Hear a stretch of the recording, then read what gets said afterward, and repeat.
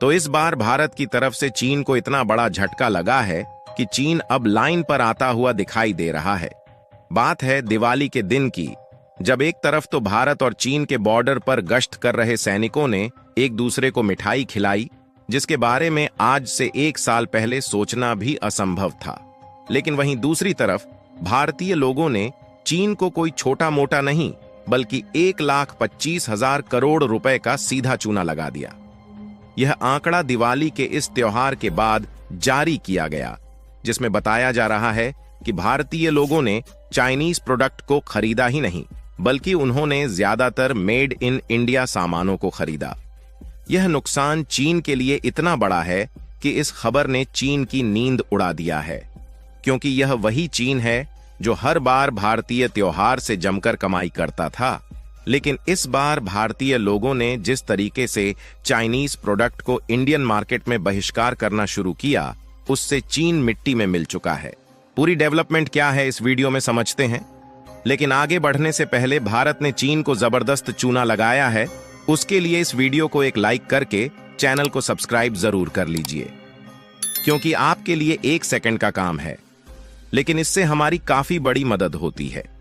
दुनिया भर में कुल 195 देश मौजूद हैं, लेकिन इन सभी देशों में से चीन ही एक ऐसा अकेला देश है जो कि अपने यहां प्रोड्यूस किए गए सामानों को सबसे ज्यादा दुनिया भर के देशों में एक्सपोर्ट करके कमाई करता है।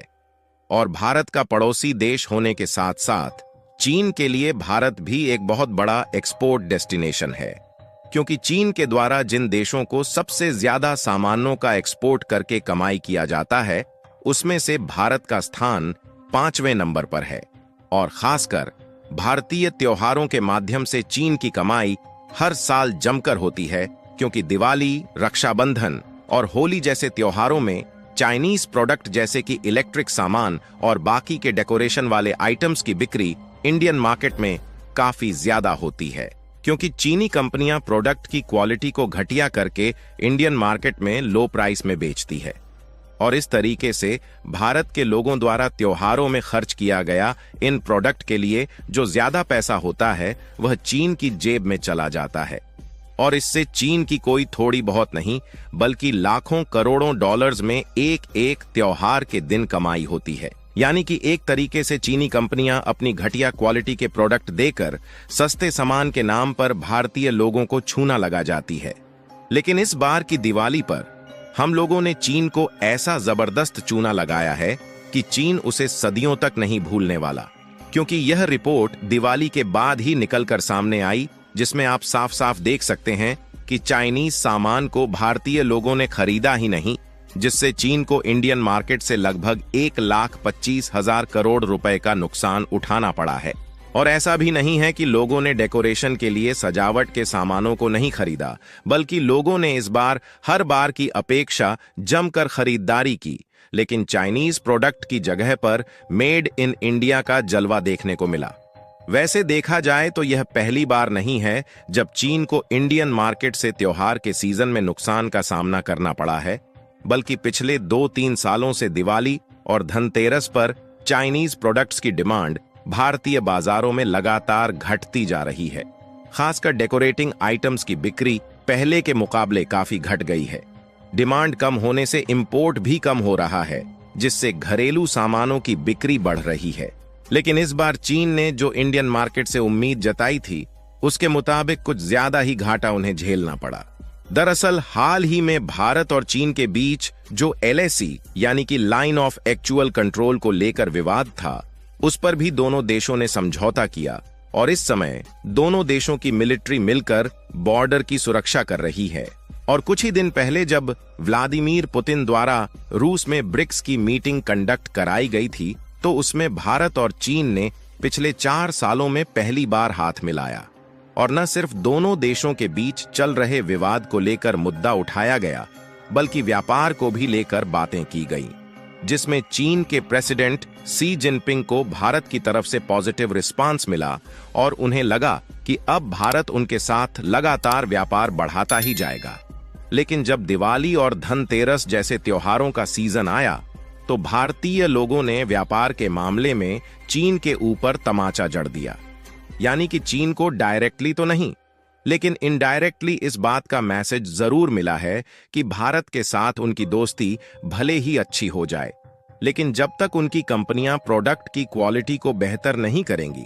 और लूटखोरी बंद नहीं करेंगी, तब तक भारत के लोग चाइनीज प्रोडक्ट्स का बहिष्कार करना बंद नहीं करेंगे। और चाइनीज प्रोडक्ट को इंडियन मार्केट में इस तरीके से बहिष्कार किया जाना उनके लिए कितना बड़ा झटका है, इसका अंदाजा आप इस बात से लगा सकते हैं कि भारत दुनिया भर के जिन देशों के साथ अपना व्यापार करता है, उनमें से भारत का सबसे बड़ा व्यापारिक साझेदार अगर कोई देश है तो वह है चीन, जिसने इस साल के मई महीने में अमेरिका को पीछे छोड़कर भारत के लिए अपनी जगह बना ली। और आज के समय भारत का चीन के साथ हर साल लगभग 118 बिलियन डॉलर का व्यापार होता है, जिसमें से हम केवल 17 बिलियन डॉलर के सामानों को चीन में एक्सपोर्ट कर पाते हैं, जबकि बाकी के 101 बिलियन डॉलर की कमाई चीन इंडियन मार्केट का इस्तेमाल करके करता है। और यदि हम लोग इसी तरह धीरे धीरे चाइनीज प्रोडक्ट के जगह पर इंडियन प्रोडक्ट के इस्तेमाल को बढ़ावा देंगे, तो जाहिर सी बात है कि हमारी चीन के ऊपर जो निर्भरता है वह धीरे धीरे कम हो जाएगी और हम लोग ज्यादातर मामले में आत्मनिर्भर हो जाएंगे। और इस बात में दो राय नहीं है कि देश में प्रधानमंत्री नरेंद्र मोदी ने साल 2020 में आत्मनिर्भरता को बढ़ाने के लिए जो वोकल फॉर लोकल अभियान शुरू किया था, उसका असर अब दिखने लगा है और चाइनीज सामानों की बिक्री लगातार घट रही है, जिसमें इस साल अधिकतर लोग दिवाली पर इलेक्ट्रॉनिक्स सजावट के स्वदेशी सामान खरीदते हुए नजर आए।